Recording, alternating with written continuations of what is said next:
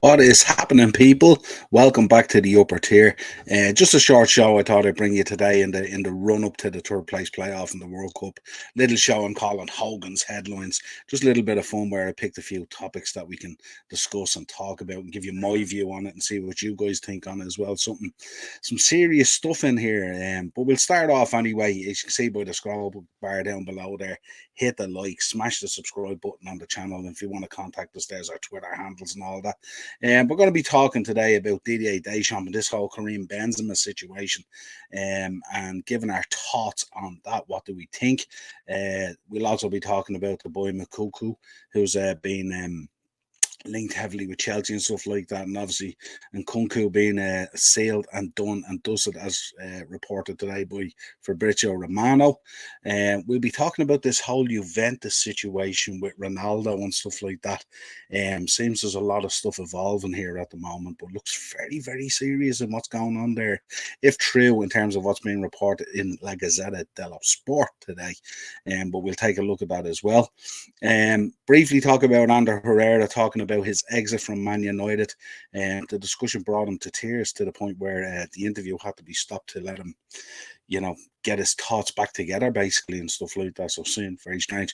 And of course, we'll be talking about the long-standing discussion and stuff like that as Ronaldo and Messi and those two greats begins to come to an end and stuff like that. We're going to be talking about, well, who steps up as the next Messi and the next Ronaldo. So the discussion really today is, can Kylian Mbappe reach godlike Messi status? Has he got what it will take to emulate the great Lionel Messi? So just a small discussion there that came out on one of the channels there. Graham Souness had a bit to say about it. Chris Sutton was talking about it and stuff like that. So it's an interesting topic. But do we believe that Kylian Mbappe can go on and become the next Lionel Messi, and emulate what Messi has achieved? So we shall see. Right, let's get into this. We'll get some of the smaller ones out of the way first, and then we'll talk about the bigger ones, obviously. So, obviously, Sport in Spain have reported that Chelsea have emerged strongly in the race for Borussia Dortmund striker Makuku. And obviously, the news coming out today, confirmed by Fabrizio Romano, that in Kunku, the deal is done, signed, and sealed 100%. Here we go. So Chelsea making serious moves already, and the window is still what, a week and a half, 2 weeks away before it even opens up. So fair play to Chelsea getting out of the blocks early, getting their business done. Well needed. Darren was mentioning earlier on WhatsApp and stuff like that when we were talking that it's really the beginning now. Potter starting to assert himself really on the squad and stuff like that, and getting the players in that he believes are the ones that will bring Chelsea forward and stuff like that. So if you have any thoughts on that in the chat, let us know. Jump in the chat, let us know what you think. And Kunku, obviously a fabulous signing, regardless of what team you support and stuff like that. It's always fantastic to see these world-class players coming in, and the talent that in Kunku is, he's incredible. Of course, there's always that talk, about the ACL and stuff like that, and will he fully recover from it and come back from it and all this kind of thing. It remains to be seen, but we shall see. But certainly a fantastic signing, and it's always brilliant when the Premier League brings in these young superstars to set it alight and stuff like that. Ian in the comments, what's the crack, Ian? Oh, happy Christmas. I hope you're doing well. And then there was two. Yeah, absolutely. Two today and two tomorrow, third place playoff today. Hope Morocco do the business. And then on to tomorrow, Argentina versus France, which is going to be amazing on so many levels. We will talk about it when we get into the Messi and Mbappe discussion. But yeah, fabulous business there for Chelsea, making waves. And of course, we will be back from the first week in January. We'll be back with our transfer show, bringing you all the latest transfer news as myself and Dazzler wind down to deadline day. You got a whole month of it ahead. And I have a funny feeling this is going to be an electric January transfer window, because a lot of teams need to do a lot of business that they should have got done in the summer, but they didn't. And obviously, a lot of stars have evolved out of the World Cup that a lot of teams will be interested in tying down. We may see a lot of deals being done to come in June, not necessarily to arrive in January, but we will see what sort of pre-contract stuff can be done as well. And we will bring you all the latest transfer news on the channel as we proceed through January. So keep an eye out for that. And the Herrera one we want to talk about. This is one that he did an interview there the other day, and the discussion came up about his exit from Man United, and he called it painful. and that he had expected more from the club. So he was reasonably disappointed in the way it all ended. We know at the time United were going through a very difficult time, and under Herrera was there. There was a lot of upheaval, a lot of change, constant, disappointment and all that kind of stuff. But he was one of those mainstays in there, and it was quite shocking at the time that United had let him go the way that they did, because he was one of their main guys and a fabulous footballer who ended up moving on. But he got very emotional about it. He broke down during the interview to the point where the interview had to be stopped so he could regather his thoughts and settle himself and then continue on with the interview. So it goes to show how much it meant to him, that he wanted to be there and clearly obviously wanted to stay, but they couldn't find a happy medium. So yeah, I just thought I'd mention that. The other one is the Argentinian fans. We spoke about it the other night on Thursday, myself and Darren. We were talking about Argentinian fans. They're absolutely flocking to Qatar, not even necessarily to the game, but just to be there, to potentially witness the 36-year drought come to an end, but also I'm sure to see Messi lift that World Cup. And I think we said on the show that most neutral fans would be probably pushing for Argentina to win. And to see Messi just complete that as part of his career, to really cement him in there as the greatest player that ever, that has ever kicked a football. I think winning the World Cup would definitely take away any conversation there.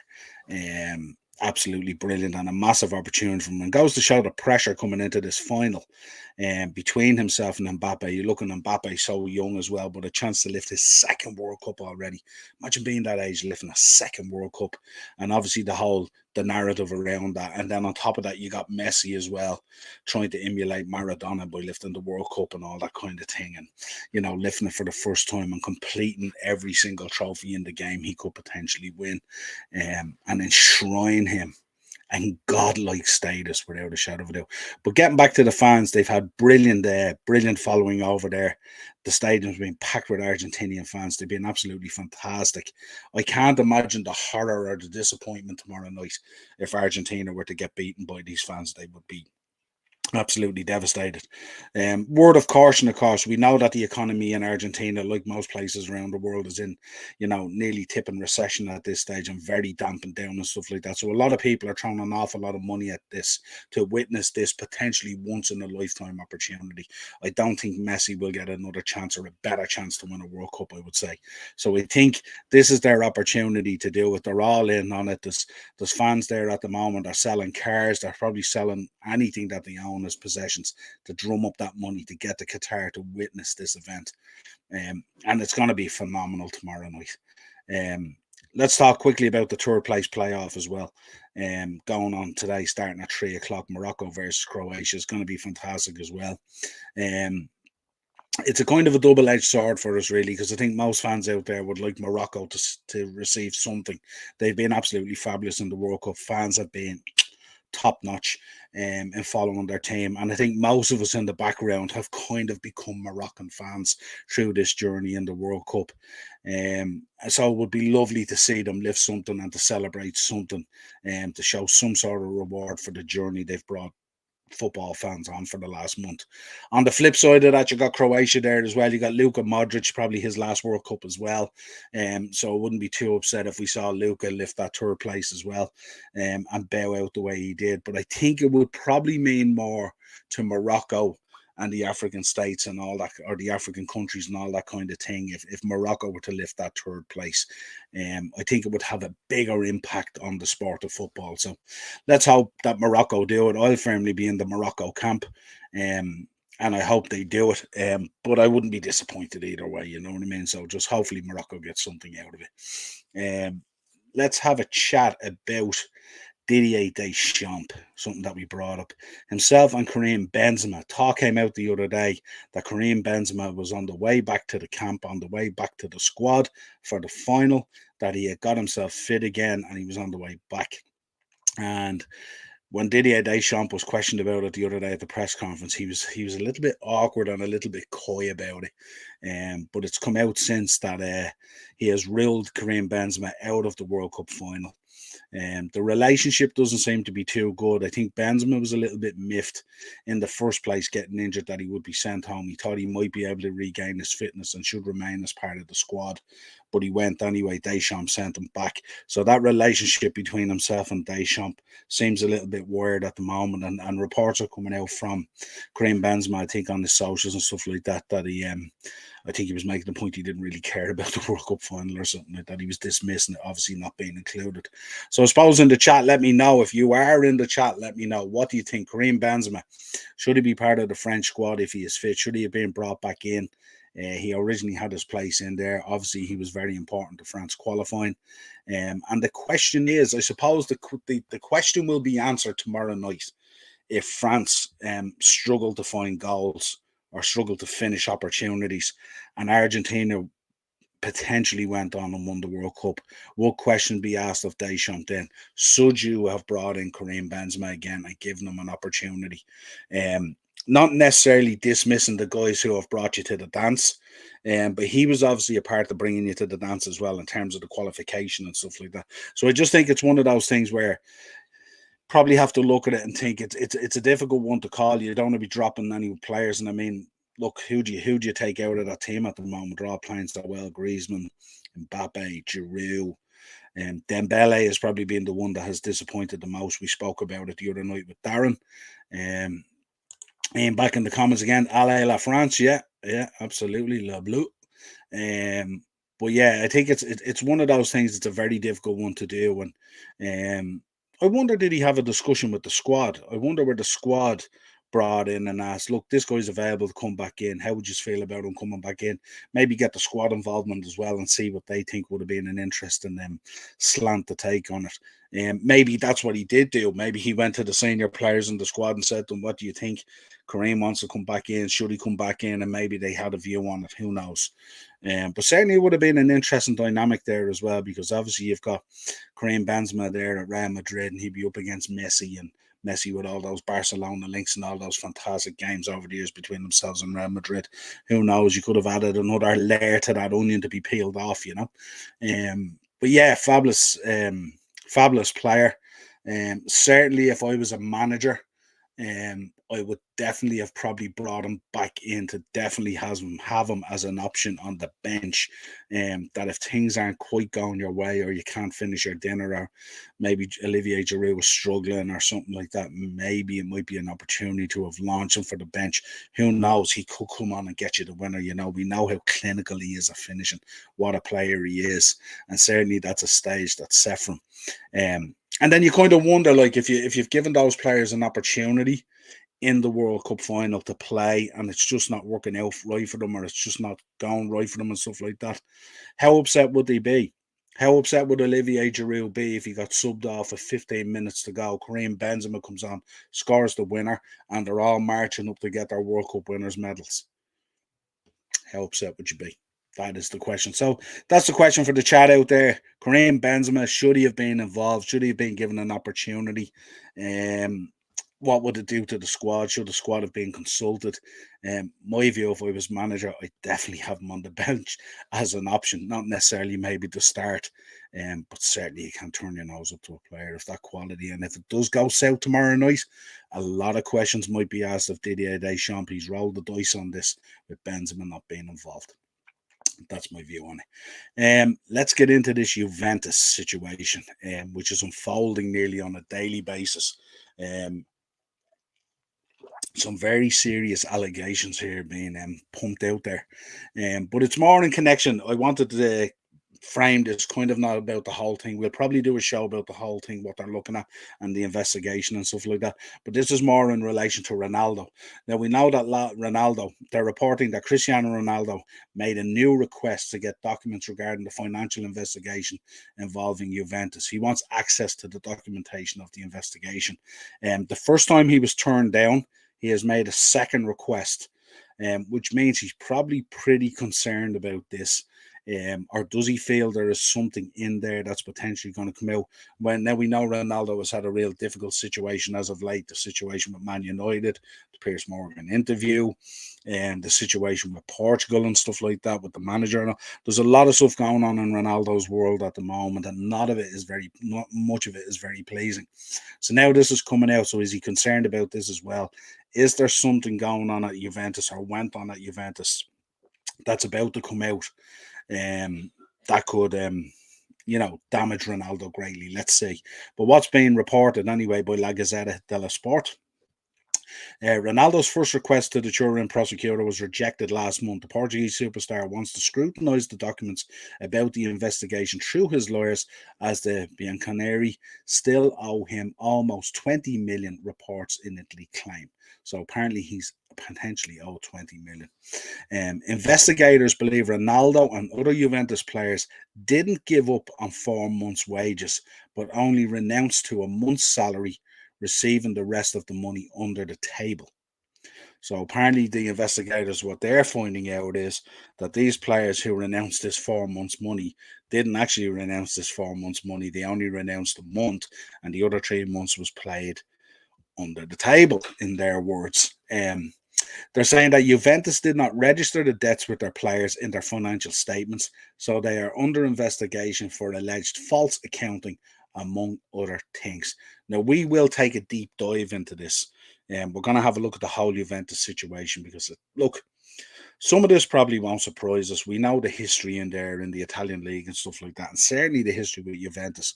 And Juventus should have more cop on than any team out there in terms of financial irregularities, if that is the case, because this ain't the first time this sort of stuff has come out, and it's really, really serious. And, Juventus are pivotal to Italian football. They're up there. They're that Barcelona, Real Madrid-esque of Serie A.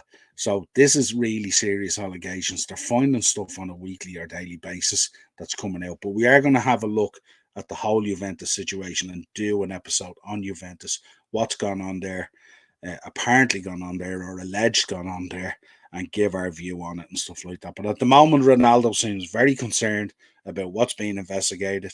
He's made a request twice now for the documentation of the investigators, which he has not had access to. And it's very, very concerning in some of the things that's unfolding there at the moment. So major reason for concern, and I'd say a lot of Italian clubs at the moment are very concerned about this situation in terms of what's unfolding there. So we will keep an eye on it. We will drop an episode. We'll do more investigation work into it and see what involves. Finally, then, let's get on to our last topic, and then you're free to go. You can enjoy your third place playoff, enjoy your Saturday if you're out shopping for Christmas or whatever it is. Did a bit of that this morning, then brought the dogs to the beach, got ready for this podcast.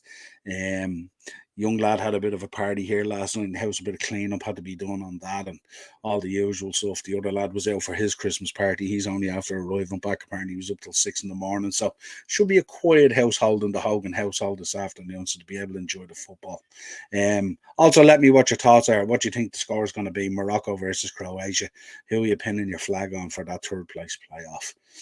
But let's talk about Kylian Mbappe. The debate and discussion has come up on whether potentially Kylian Mbappe can emulate Lionel Messi and achieve his godlike status. And it's an interesting conversation insofar as normally when something comes to an end, we have followed Messi and Ronaldo through their whole of their career. We've enjoyed every moment they've given us and every moment they've brought us on.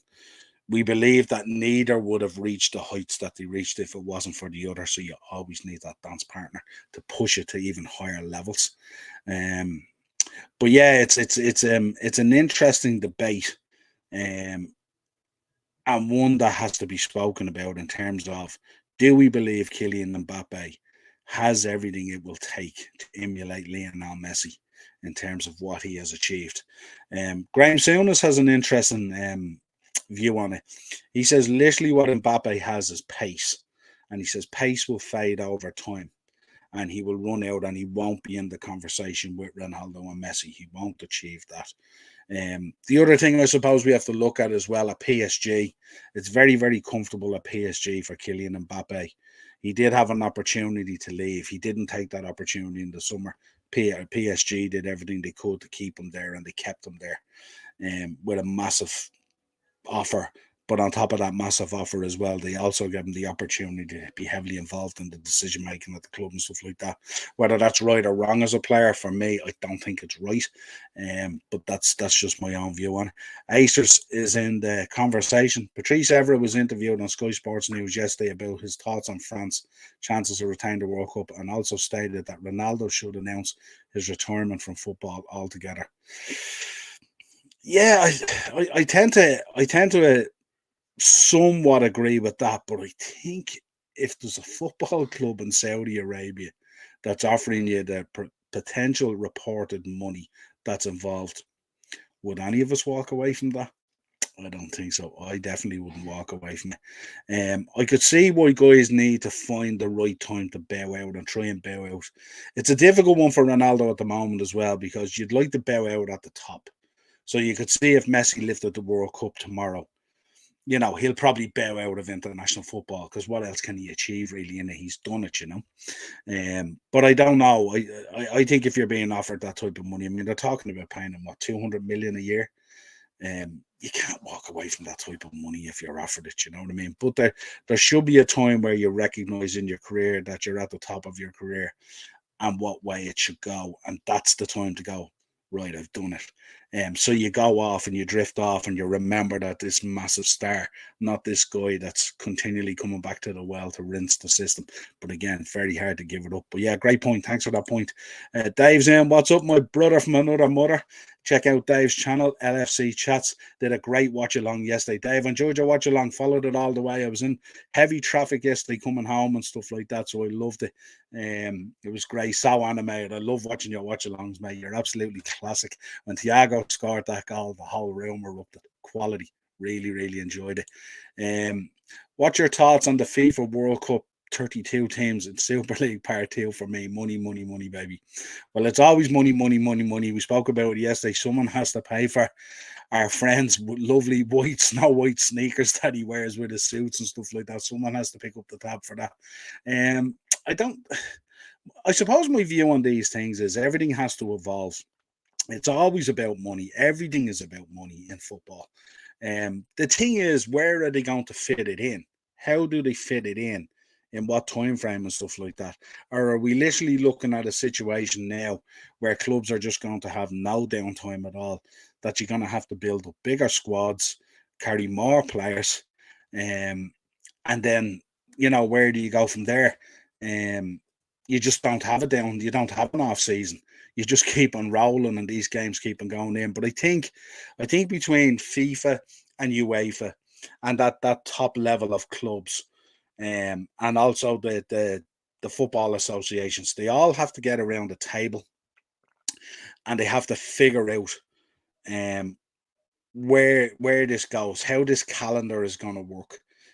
Because as much as we've enjoyed this World Cup, certainly it came alive in the latter stages of the group stages. But the one thing you note on this is there's a lot of top players missing from this World Cup. And the reason they're missing from this World Cup is because of injuries. And the reason they're getting these injuries is because the volume of football they're having to play. There's no doubt about it. Players, even with sports science where it is at the moment, stuff like that, players are just constantly getting broken down. I probably won't be on at that stage, Dave. I'll probably be jumping off, but yeah, we'll jump on and we'll do a show together shortly in the near future. I probably won't be here any longer than another 10 minutes, I'd say. But yeah, we'll definitely put something together. But it's one of those things. It's like, where does it end? Is there going to be a super cup of all this as well? Yeah, definitely soon, Dave. Absolutely, we'll do something. But it's kind of, it reverts back to this whole thing of, when does the greed end and the money end? And it's like, when do we get back to the romance and the sport of football, as opposed to everything has a check swinging out of it. And we've seen it even prior to the World Cup and stuff like that. Like we're talking about Mbappe and Messi here. We've seen the road Mbappe went down with the French FA in terms of image rights and payments and all that kind of stuff. The guy strutted off for an international team photograph. Which was an interesting dynamic to get a decision made. Dave in the comments, greed breeds greed, mate. Never ends. Absolutely, but it's gonna have to end eventually, Dave, because eventually it's gonna, like, if you look, here's the discussion we're having at the moment: Messi versus Kylian Mbappe. Can Kylian Mbappe achieve what Lionel Messi, that godlike status?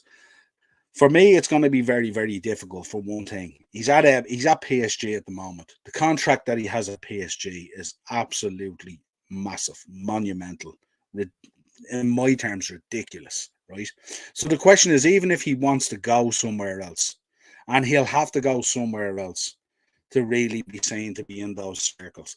He can't just spend the whole of his career at PSG and win 20 French leagues and 20 French cups, and maybe get to the final of 5 Champions Leagues and maybe win 2 of them, maybe pick up a Ballon d'Or or 2 on the way, and potentially pick up 2 World Cups and all that. So the question is, if he leaves PSG, the question is, who can afford him and where is he going to go? Because a lot of clubs, once you talk about Kylian Mbappe, 99.9% of clubs are out of the equation straight away because of the cost that would be involved and the image rights and all that other stuff that goes with it. So the question is, where does he go? And he's going to have to go to somewhere like a Real Madrid. I don't know, pending, who knows with United, if they got taken over by Amazon and that wealth was there, maybe they would see it as a thing to do. Who knows what might happen? Dave's in the chats. He says, it's Maradona for me. Yeah, interesting. And that's been an interesting debate as well, Maradona and Messi and stuff like that. I was listening to people on socials there the other day talking about Messi being the GOAT and stuff like that. And some people were making the point that Messi's not even the GOAT of his own country, that Maradona is. But I don't know. That's a difficult one to call, Dave, isn't it? When you think about the longevity of Messi's career versus Maradona's career as well and stuff like that. And kind of how Maradona's career went and stuff like that. And you look at Messi's career. It's there's so many different parameters that you could discuss. Present day, it's Messi. Yeah, absolutely. Yeah, good point. Newcastle. Yeah, Newcastle. Can you imagine Kylian Mbappe at Newcastle? Good Lord. But I'd rule nothing out. Anything can happen at the moment. Ian's back in the comments as well. 2-0, first half Morocco. Yeah, interesting. Nice one. Good shout. And Dave's back in. If they're taken over by Amazon, they will be guaranteed great delivery into the box. Yeah, and next day delivery on players. Yeah, next day delivery on players. Yeah, lots of crack going around about that and stuff like that. But that's really the conundrum, really, for Mbappe in order to achieve this. He won't achieve it by just staying at PSG, because the French league is so far down in terms of that discussion. It doesn't really hold its water. So he's going to have to go to Spain. I don't think Germany would be an option. I don't think there's anyone there with that kind of wealth that could pull that off. He could potentially come to the Premier League. Italy could be further down the road, but God knows what's going to evolve in Italy at the moment with the Juventus stuff going on and things like that. And we know that Inter Milan have been really successful in recent times and stuff like that, and still struggle financially. We know that AC Milan are beginning to come back again as a giant and stuff like that. So we don't know in 5 years where Italian football is going to be. Yeah, Dave, listen, have a happy Christmas, yeah, pal, and we'll talk over the Christmas stuff like that, and we'll do a show or two and have a bit of crack, yeah. Have a safe one, pal. Hope you and the family have a lovely Christmas. But that is the debate, really, where it can go and stuff like that. And what are the options there for Mbappe to be able to do that, to be able to go to a different country within the continent and establish himself again and win that kind of silverware and stuff like that. So I just thought it's a nice debate for people to have a think about and stuff like that. It's can it actually happen? It's going to be a tough one. He certainly has started out very well, and potentially lifting 2 World Cups tomorrow evening. would be absolutely massive.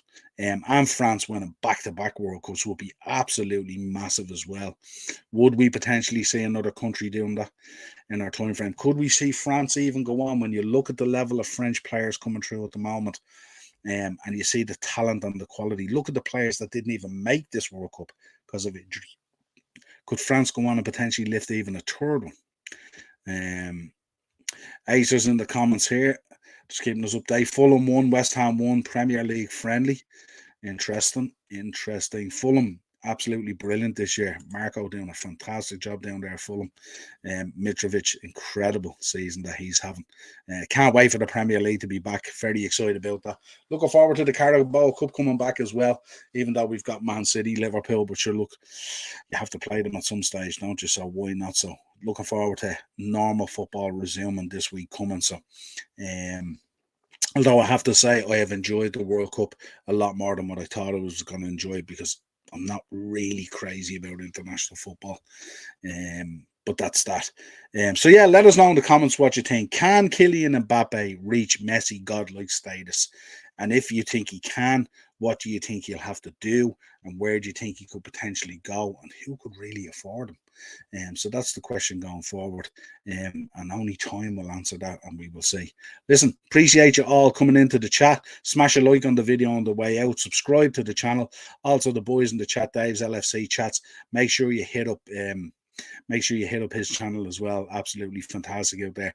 His watch-alongs are absolutely electric. Also, check out Warren's Team Talk at 2:30. He's probably just started. He's going to be bringing you all the action from the championship and the lower leagues in there as the goals go in and stuff like that. The banter is always great. I will be on there at some stage giving it socks, as I always do on a Saturday if I'm available. Have a great weekend. Have a safe weekend. It's the one before Christmas. Be careful out there with the weather and stuff like that. Don't go out unless you have to. Order your stuff online or give vouchers if you have to. Don't put yourself in danger. I know some of the weather there across the UK is absolutely crazy. Don't let that happen before Christmas and break people's hearts and destroy their lives. Have a safe one, and we will talk to you again on Monday night. Cheers, folks.